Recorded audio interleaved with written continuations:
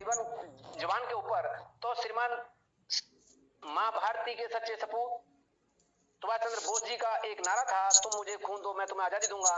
क्योंकि जो आजादी है वो ऐसे आजादी नहीं मिलती। आजादी त्याग मांगती है, तपस्या मांगती है, बलिदान मांगती है।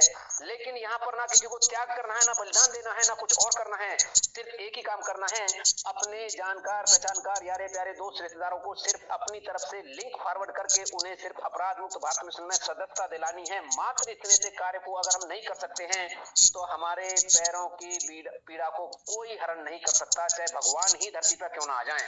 अगर हम इतना सा काम नहीं कर सकते तो हमें मानव जाति में जन्म लेने का कोई अधिकार नहीं है। हमें तो फिर कीड़े मकोड़े के अंदर जीवन जीने के लिए मजबूर होना ही पड़ेगा, क्योंकि अभी तक हमें इस निरंकुश बादशाही व्यवस्था से और लाते जूते खाने बाकी हैं। अगर ये काम भी हम नहीं कर सकते तो हम अपने घरों में शादी ब्याह फंक्शन करते हैं, किसी राह चलते हुए व्यक्ति को कोई भी निमंत्रण नहीं देता।